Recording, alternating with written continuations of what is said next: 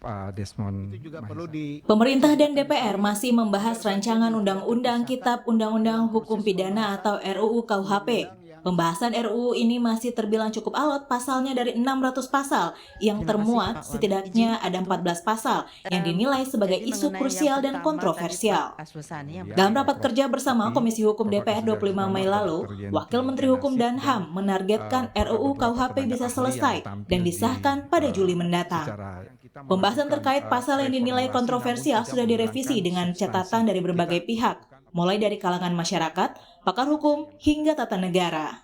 Sudah kita matik satu persatu sampai yang terakhir di Jakarta. Jadi insya Allah memang kadang-kadang memang apa yang disampaikan atau apa yang berkembang di dalam masyarakat itu mungkin satu dan lain hal karena tidak membaca secara detail misalnya seperti itu. Salah satu pasal yang dibahas adalah pasal 218 terkait penyerangan harkat dan martabat Presiden dan Wapres. Wamenkumham menjelaskan bahwa pasal ini berlaku jika ada pelaporan langsung oleh Presiden ataupun Wapres. Delik biasa menjadi delik aduan. Jadi sama sekali kami tidak membangkitkan pasal yang sudah dimatikan oleh Mahkamah Konstitusi, justru berbeda. Kalau yang dimatikan oleh Mahkamah Konstitusi itu adalah delik biasa. Sementara yang ada dalam RUKUHP ini adalah delik aduan, dan kami menambahkan itu bahwa pengaduan dilakukan secara tertulis oleh Presiden atau Wakil Presiden, dan juga ada pengecualian untuk tidak dilakukan penuntutan apabila ini untuk kepentingan umum. Ini memang berbeda dengan yang sudah dimatikan oleh Mahkamah Konstitusi. Sementara itu, Komisi untuk Orang Hilang dan Korban Tindak Kekerasan, Kontras, mengklaim belum ada perubahan yang substansial terkait RUU KUHP.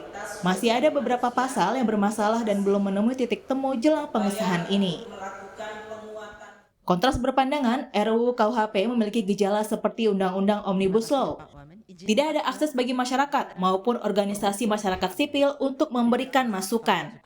Sebuah perubahan yang cukup substansial yang diberikan oleh organisasi masyarakat sipil terhadap pemerintah ataupun DPR yang telah melakukan penggodokan ataupun pengkajian terkait soal RKUHP ini. Dan kita melihat ada beberapa pasal yang justru masih bermasalah dan belum juga mendapatkan titik terangnya atas rekomendasi-rekomendasi yang kita berikan kepada pemerintah ataupun DPR itu sendiri. Misalkan terkait soal pidana mati, soal pencemaran nama baik terhadap penguasa negara yang itu merupakan salah satu produk Orde Baru. RUU KUHP awalnya nyaris disahkan oleh DPR periode sebelumnya pada 30 September 2019 lalu. Sempat menuai protes dari publik hingga terjadi unjuk rasa di berbagai daerah. Beberapa pasal yang dinilai bermasalah seperti pidana mati, pencemaran nama baik bagi penguasa negara, penistaan agama, makar, hingga soal demonstrasi. Sebelumnya, Kemenkumham telah berkoordinasi dengan Komisi 3 DPR dan mengenai RUU KUHP yang ditargetkan akan disahkan paling lambat Juli 2022. Tim Liputan Kompas TV.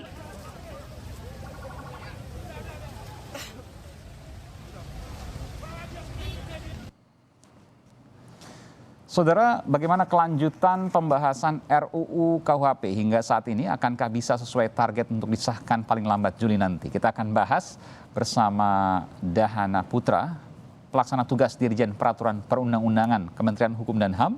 Lalu ada Bivitri Susanti, pengamat hukum tata negara, dan juga ada Johan Budi, anggota Komisi 3 DPR dari fraksi PDI Perjuangan. Selamat malam, Bapak-bapak dan Ibu, sehat selalu. Selamat malam. Iya, saya ke Pak Johan Budi dulu. Pak Johan Budi, jadi sudah menerima informasi terkait dengan akan segera disahkannya rancangan Kitab Undang-Undang Hukum Pidana?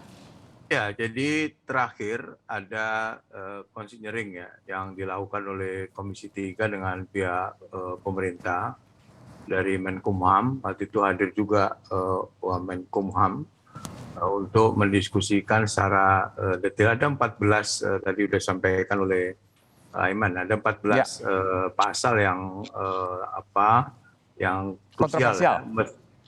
Yang sebagian dari 14 itu ada 3 atau 4 lah yang agak perdebatan yang cukup panjang ya. Nah, setelah itu sekarang surat sudah dikirimkan Komisi 3 kepada pimpinan DPR untuk disampaikan kepada Presiden Jokowi untuk segera dibahas di Iya. masa sidang yang Mas Johan, boleh sekarang. nggak disebutkan, tadi kan dari 14 ada 3, Mas Johan boleh sebutkan nggak, apa sih yang paling keras perdebatannya soal pasal-pasal pro kontra alias kontroversial ini?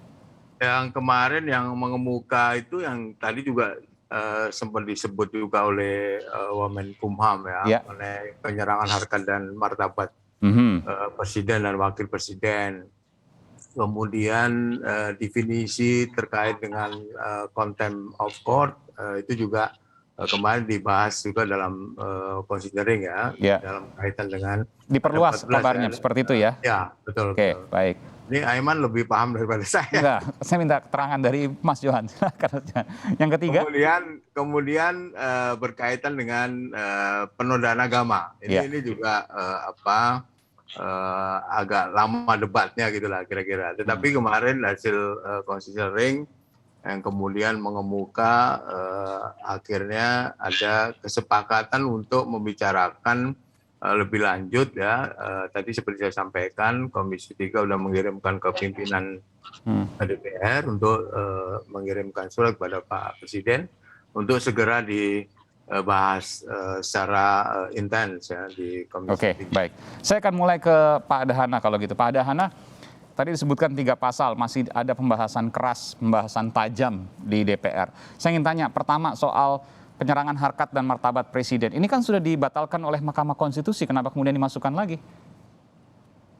Baik, terima kasih Pak Iman, Bapak sekalian, Pak Johan Budi, Bu Fitri.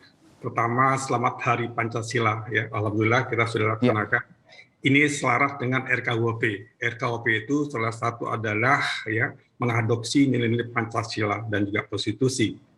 Nah, terkait pasal 218 ya, penyerahan harkat dan martabat presiden dan wakil presiden, pertama adalah bahwa ini adalah termasuk kualifikasi sebagai delik ya, yang secara tertulis akan disampaikan presiden dan wakil presiden. Kedua adalah bahwa ini bukan maksudnya untuk membatasi terkait kebebasan untuk mengajukan kritik atau pendapat.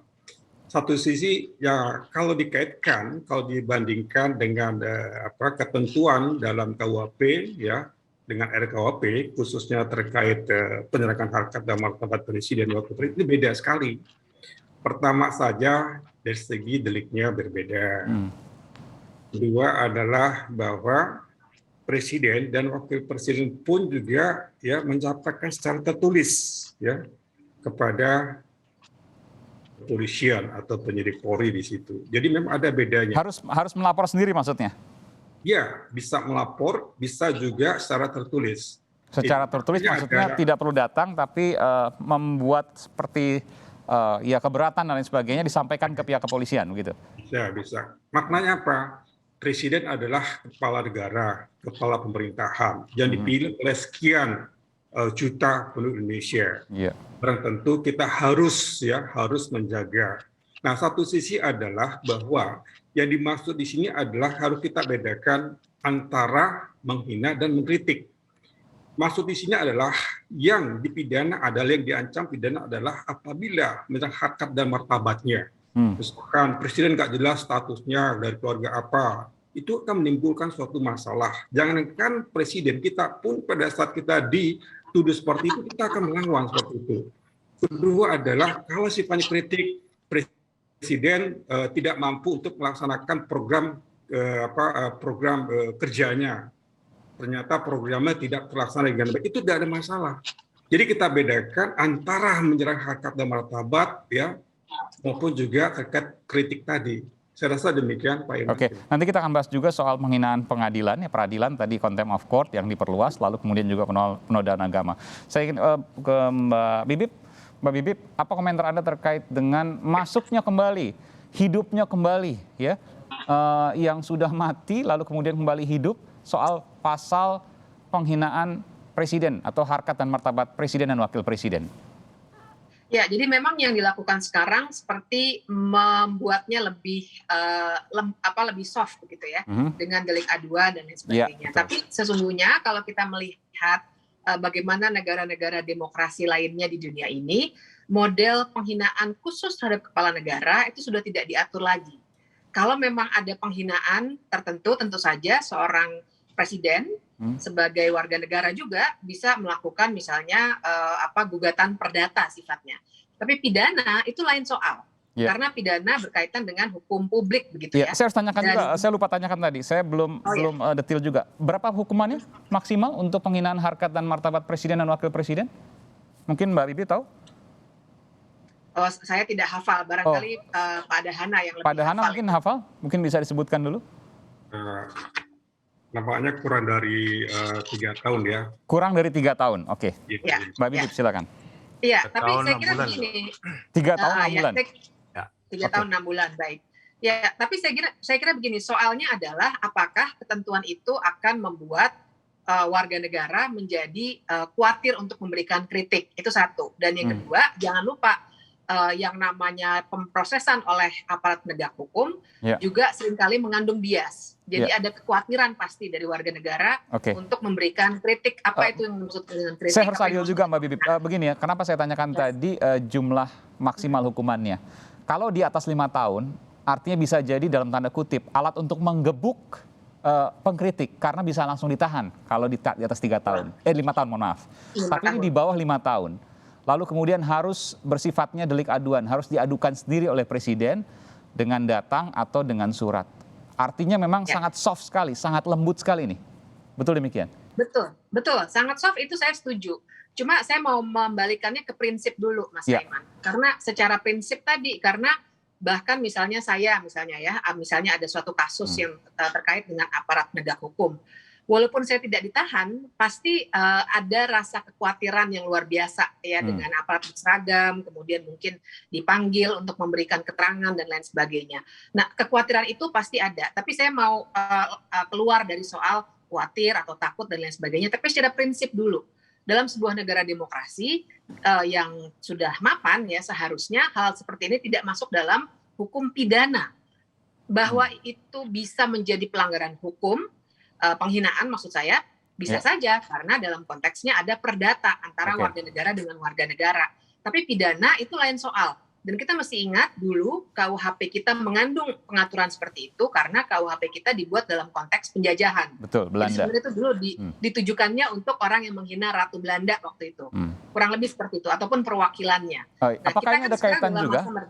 Iya, apakah ini ada kaitan juga dengan perluasan kriteria contempt of court? Penghinaan peradilan. Apakah ini ada kaitan?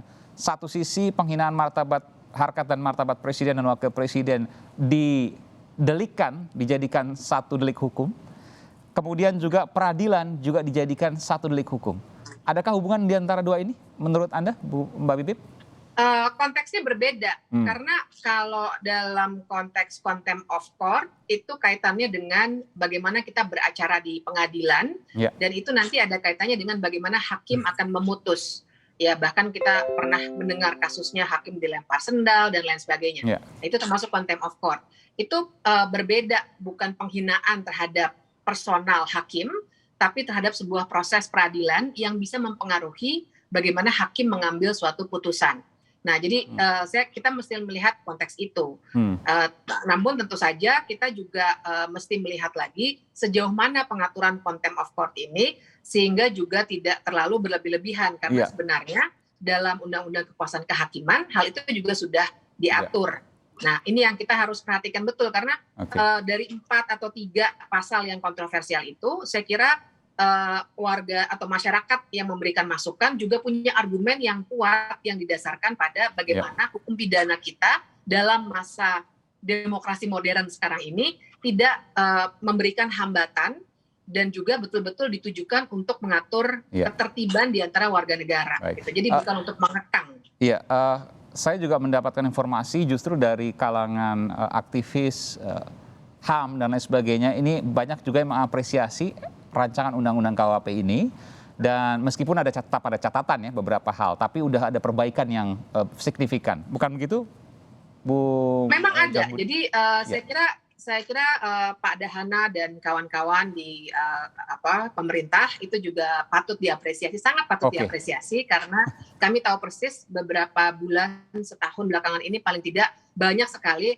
diskusi yang dilakukan bersama dengan Kementerian Hukum dan HAM. Dan saya kira sudah cukup banyak yang kemudian dibicarakan, diakomodasi gitu. Tapi tentu saja dari segi proses kita masih membutuhkan perdebatan yang mendalam, karena ini sekali lagi ini hukum pidana yang akan jadi ibunya dari semua hal-hal yang bisa dipidana, mana yang diakui sebagai suatu hal yang melanggar ketertiban publik sehingga seseorang bisa dilanggar HAM-nya berdasarkan hukum. Nah, jadi harus dibahas secara luas. Sehingga kalau saya boleh menyoroti, sebenarnya prosesnya itu juga penting sekali untuk kita lihat, Mas Aiman. Jadi RUU KUHP itu secara tidak langsung adalah melegalkan kekerasan dan merampas hak asasi manusia atas nama negara, begitu ya? Betul, karena itulah bagian dari hukum publik yang harus kita benahi betul-betul, dan karena semua orang akan bisa diikat dengan KUHP, maka memang seharusnya ada proses yang sangat partisipatif, dan kalau ada masukan, dan saya tahu persis koalisi masyarakat sipil misalnya itu konstruktif sekali masukannya. Barangkali nanti bisa diceritakan juga tuh, memberikan masukan konkret pasalnya seperti apa dan lain sebagainya. Baik, saya ke Bung Johan Budi. Bung Johan, jadi sudah tinggal ketok palu. Bulan Juli paling lambat dikatakan oleh Wamenkumham, Bung Edward Omar Sharif Hiyariye, itu akan segera disahkan. Ini sejarah karena dari tahun 80 kalau tidak salah, itu gagal terus sampai 2022 ini yang nanti rencananya akan diputuskan pada Juli 2022. Benar demikian? Ya, jadi memang di Komisi 3 kemarin sepakat untuk secara maraton ya ini didiskusikan lebih dalam lagi, yang kemudian bisa diselesaikan di masa sidang yang sekarang, yaitu nanti berakhir kan bulan. Mengenai keberatan-keberatan, misal tadi ada Mbak Bibip yang mengajak untuk diskusi lebih dalam dan lain sebagainya, bagaimana kemudian ada suara masyarakat seperti itu?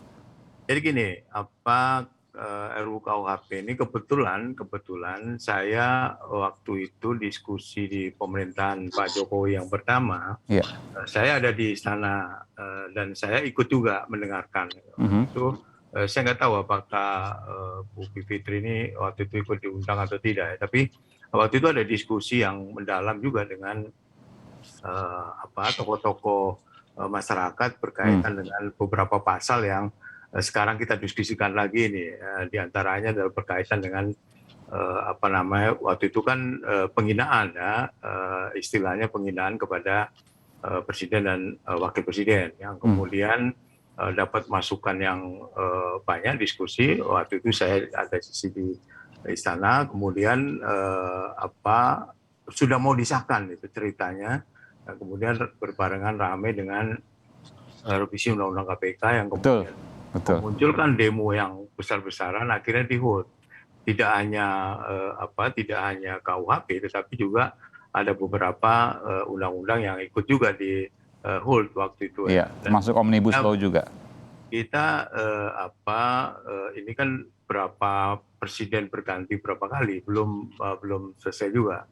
Karena itu pembicaraan selanjutnya adalah yang kemarin mengemuka adalah berkaitan mana pasal-pasal yang menjadi pro dan kontra ya. Mengenai penghinaan tadi kan sekarang. Jadi Anda mau menyimpulkan bahwa diskusi mendalam sudah cukup bertahun-tahun, bahkan dari tahun 80, meskipun masih ada PR tentu dari beberapa aktivis.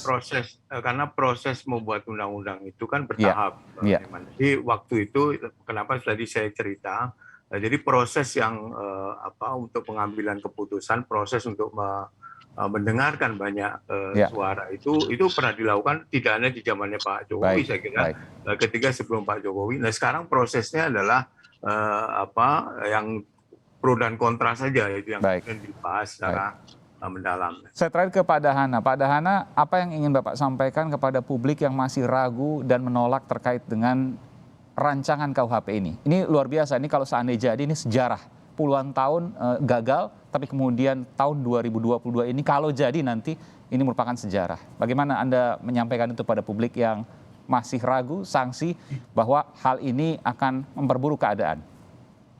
Baik, terima kasih Pak Iman. Saya bekerja di Kumham, di Peraturan Perundang-Undangan sejak tahun 1991. Di satu RUU KUHP ini itu menjadi suatu legacy. Karena apa? Karena memang sejak tahun 84 itu mereka sudah kajian. Dan alhamdulillah 2012 RU ini itu sampaikan waktu zamannya Pak SBY dan dioptimalkan kembali pada saat zamannya Pak Presiden saat ini Jokowi 2015 ya, itu dibahas secara rutin dan intensif. Dan ini menjadi suatu ruang yang luar biasa dan kami pun juga berterima kasih kepada seluruh masyarakat Indonesia yang sangat memberikan satu masukan terkait RKUHP ini. Proses panjang kita sudah lalui dan akhirnya insya Allah ini akan menjadi suatu keputusan yang harus kita lakukan. Kenapa? Tidak mungkin kita mengakomodasikan 270 juta jiwa Indonesia, tidak mungkin. Satu sisi yang terpenting adalah bahwa politik hukum di sini adalah pertama kita kedepankan nilai keadilan. Restoratif justice itu menjadi suatu hal yang cukup luar biasa. Yang kedua adalah ultimum remedium pun juga kita adopsi di sini. Proses terakhir ya, hukum adalah proses terakhir. Oke. Iya. Jadi saat ini justru penegak hukum itu membutuhkan suatu instrumen terkait restoratif justice. Nah tentunya ini menjadi satu landasan juridis dan insya Allah apabila pemerintah dan DPR bersepakat menyetujui, ini menjadi suatu legacy. Kenapa? Sudah 7 presiden, 15 menteri, dan juga ada 17 guru besar sudah meninggal. Oke, baik. Ini harapan kita semua untuk menggolkan hukum pidana nasional. Baik. Tentunya ya ini suatu proses demokrasi, apabila ada suatu hal yang baik bisa disampaikan ke mekanisme MK. Silakan. Baik. Tapi insya Allah ya, nawaitu kita adalah untuk meningkatkan pemberantasan hukum pidana. Secara demikian, Pak Iman, 7 presiden, 15 menteri, 17 guru besar meninggal. Oh, 17 guru besar. Oke. Presiden berapa? 6 presiden berarti ya? Dari Pak Harto waktu itu kan? Dari Pak Harto, 6 presiden. Pak Soekarno sejak tahun 58 sudah mulai proses. Oke, tapi yang seriusnya di tahun 84 waktu itu ya? Siap. 84. Oke, jadi bisa dikatakan memang 7 presiden. 7 presiden, lalu kemudian 15 menteri, dan 7 guru besar juga tadi ya?